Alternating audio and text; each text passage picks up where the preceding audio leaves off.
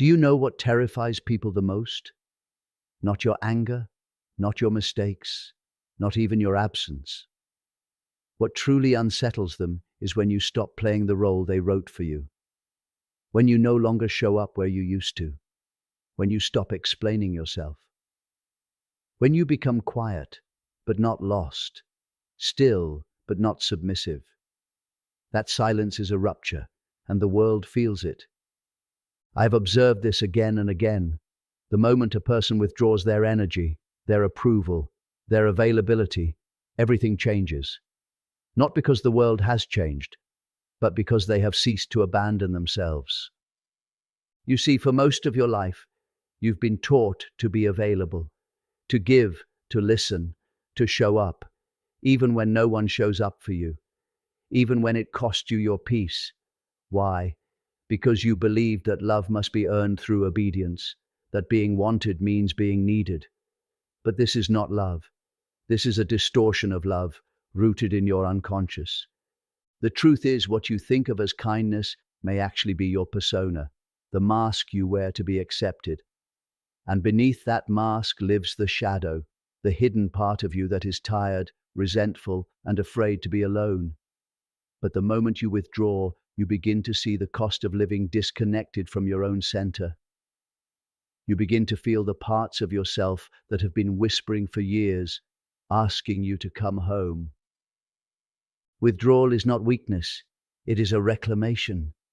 When you stop being available to chaos, you create space for clarity. When you stop explaining your worth, you begin to feel it. And when you stop chasing connection, you realize that your presence is not an offering to be negotiated. It is a gift. Some will accuse you of changing. Let them. What they call distance is actually your return. Your return to the self, the center of your psyche that does not depend on external validation, but rests in inner alignment. When you stop being available, the world may not applaud you, but your soul will finally exhale. For much of our lives, we live behind a mask.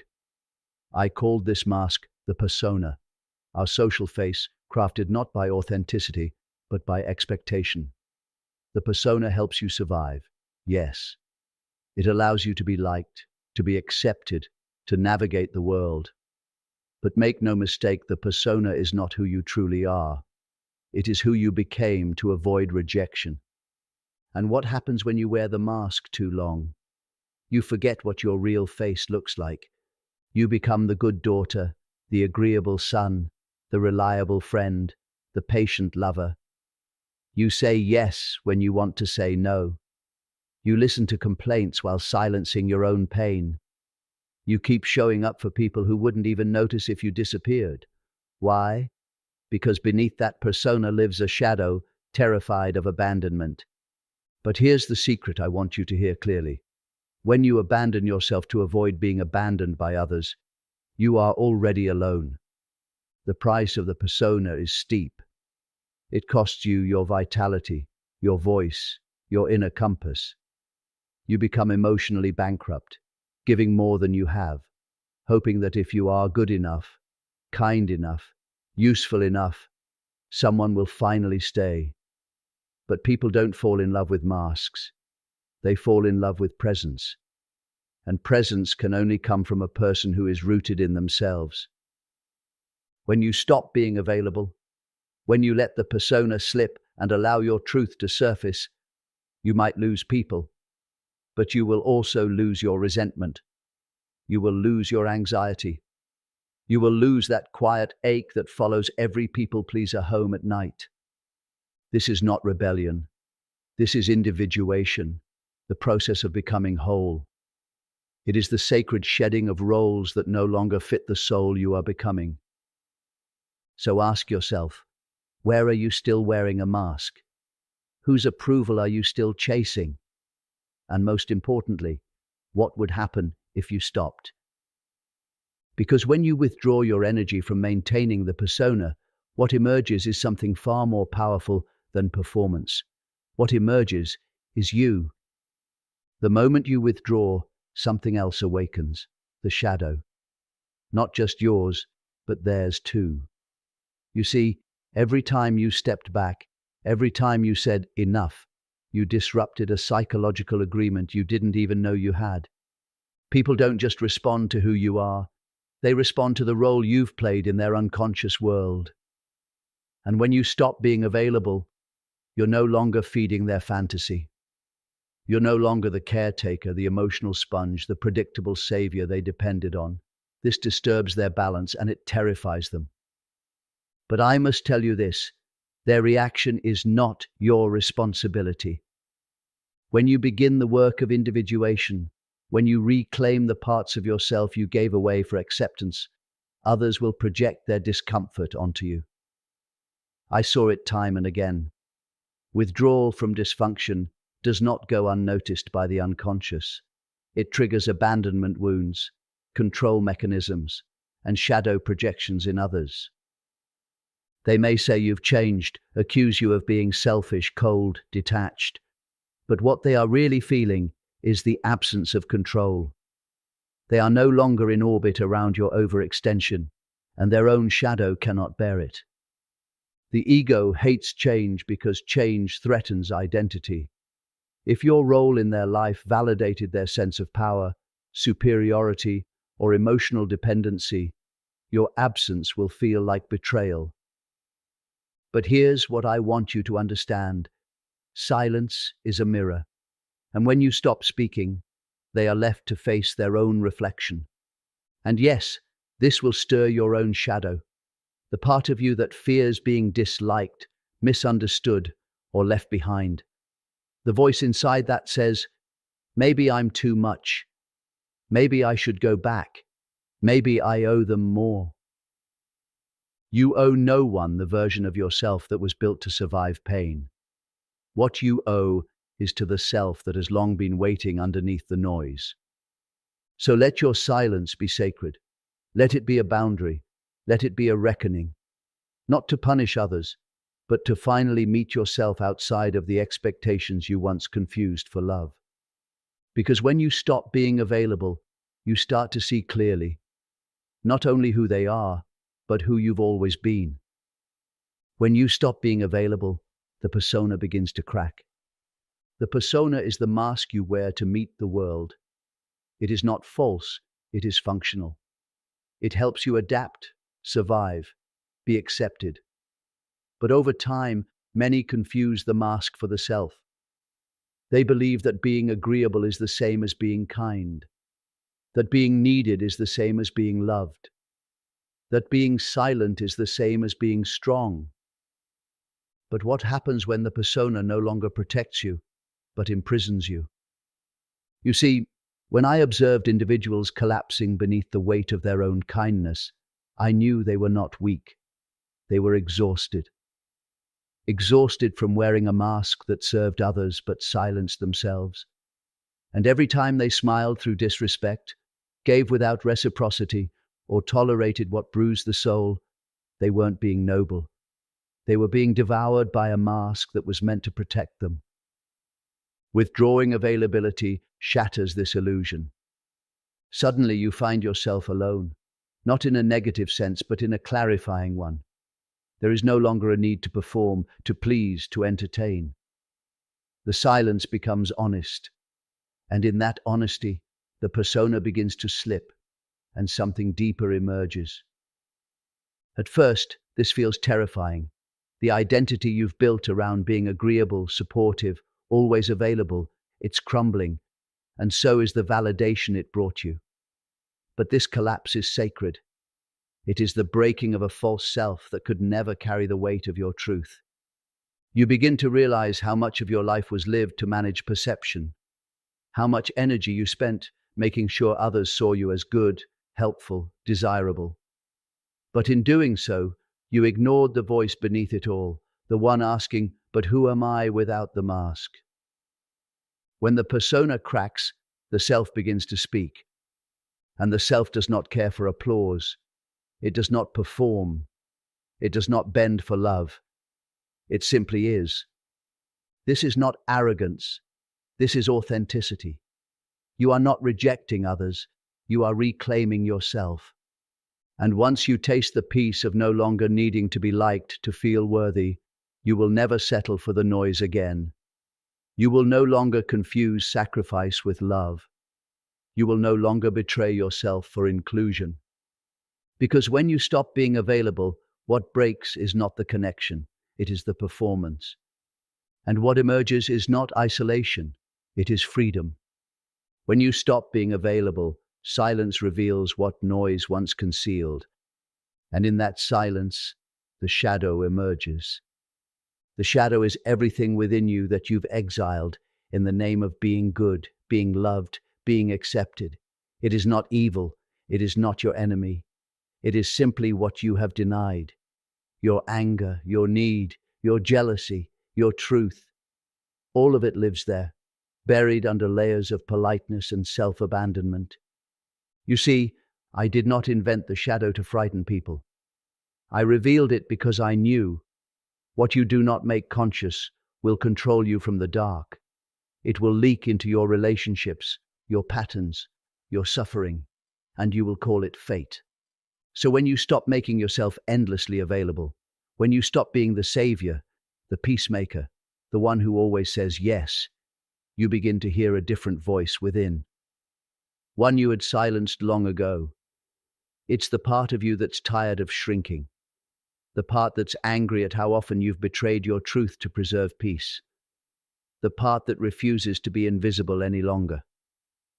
Most people fear this voice. They think to feel anger is to be dangerous. They think to express a boundary is to be cruel. But the shadow only becomes dangerous when ignored. When embraced, it becomes fuel for self-respect. There is a sacred rage in you, a fire that knows what is no longer acceptable. And when you stop being available to what drains you, that fire lights the way forward. Let me be clear. Your shadow is not here to destroy your life. It is here to rescue your life. It's the truth behind your smile, the need behind your silence, the no behind your yes. And when you sit in the stillness, when you resist the urge to run back to being needed, you begin to integrate it. You begin to hear it, and something miraculous happens. You stop apologizing for your existence. You no longer soften your truth so others can swallow it easier. You no longer perform for crumbs of love. You no longer betray your soul to maintain a mask.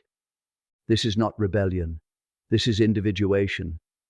It is the sacred path of becoming who you truly are, by reclaiming all the parts of you that were hidden in order to survive. And once the shadow is no longer your enemy, it becomes your power. Not power over others, but power within. The kind that can say no without guilt. The kind that can love without losing itself. The kind that can walk away, not in anger, but in alignment. When you stop being available, the world may call you selfish, but I call it the beginning of wholeness. When you withdraw your energy from what no longer serves you, you do not become less, you become concentrated, more precise, more potent, more whole.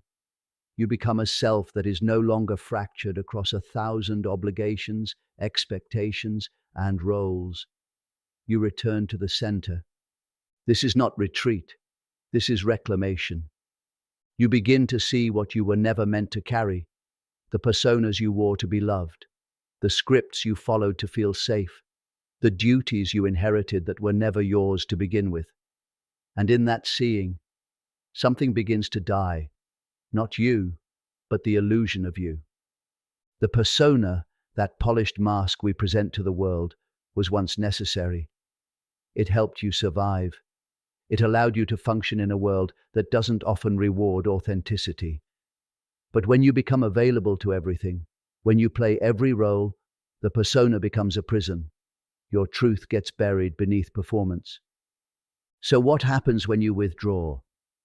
You stop being what others need and start becoming who you are. You stop seeking external coherence and begin cultivating inner alignment.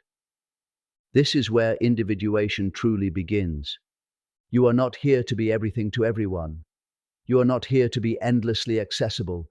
infinitely adaptable, forever agreeable. You are here to become whole, not palatable. And so, in your withdrawal, people may not understand. They may question your distance. They may feel entitled to the version of you that once prioritized their comfort over your truth. But that discomfort is not your burden to fix. It is their opportunity to grow. You are not abandoning anyone by choosing yourself.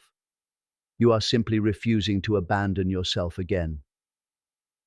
And from this withdrawn self, something powerful emerges, a new magnetism. The paradox of pulling back is that your energy begins to expand. No longer diluted, it becomes undeniable.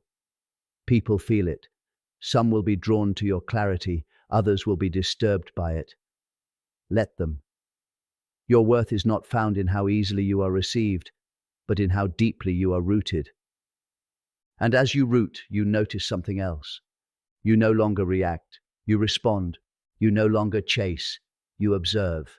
You no longer perform, you embody. This is the power of the withdrawn self. It is not passive.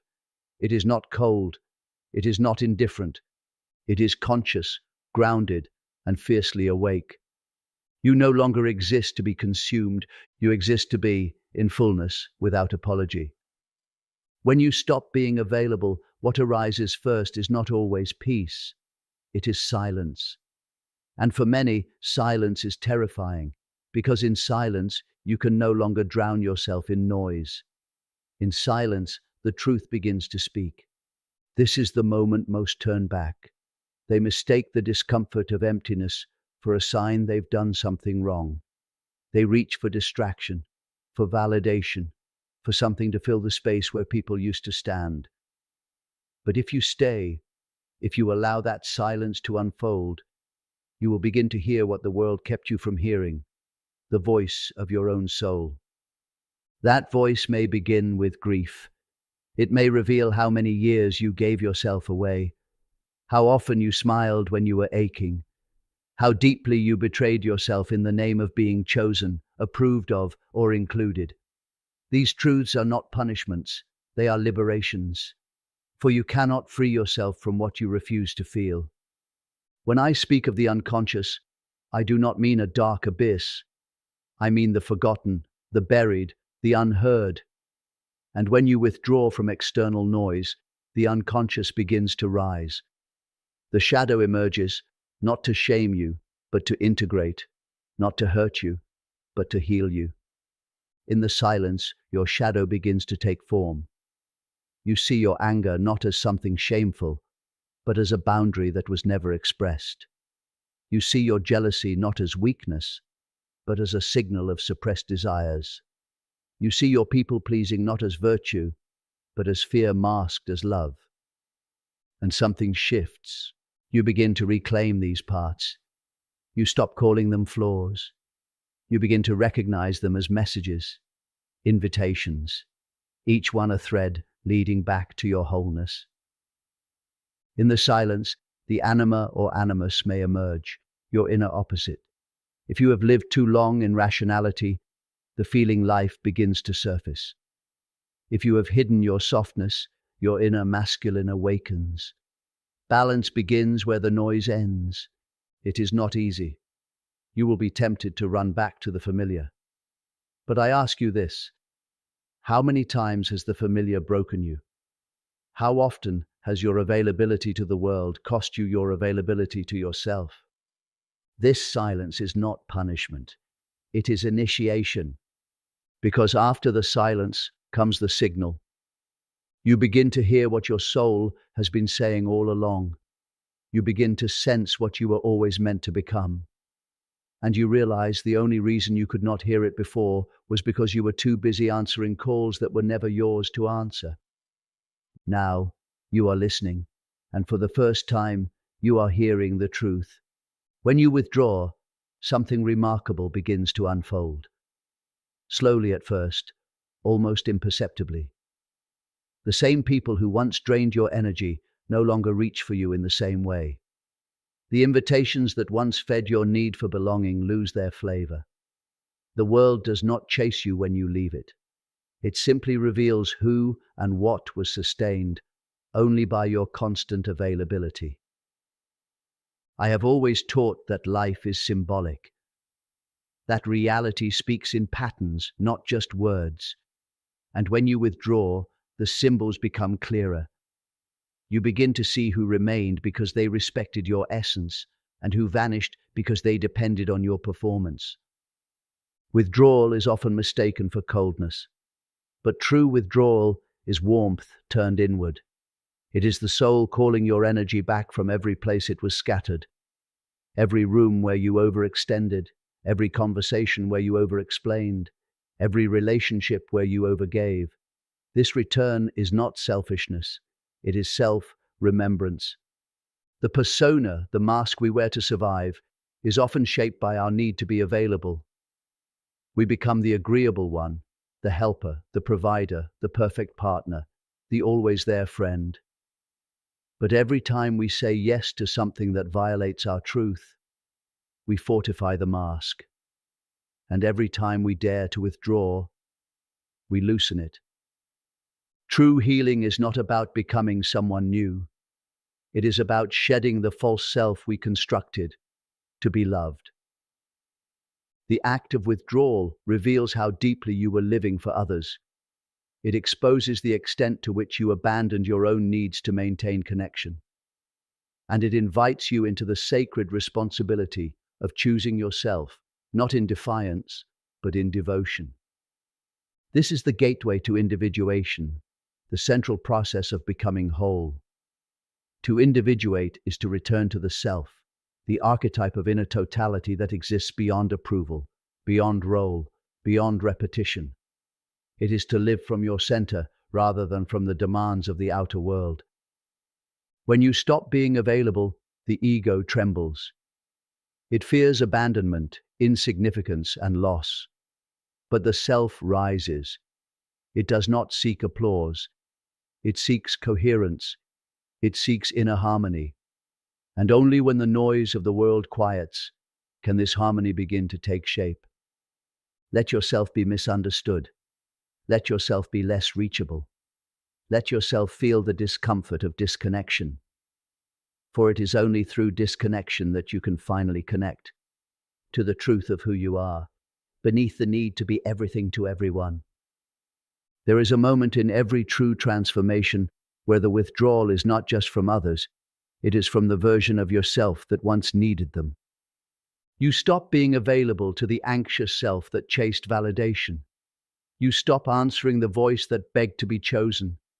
You turn away from the inner child who believed that love must be earned by self-abandonment. This is not cruelty. This is integration. To heal is to become unavailable to the story that you are not enough.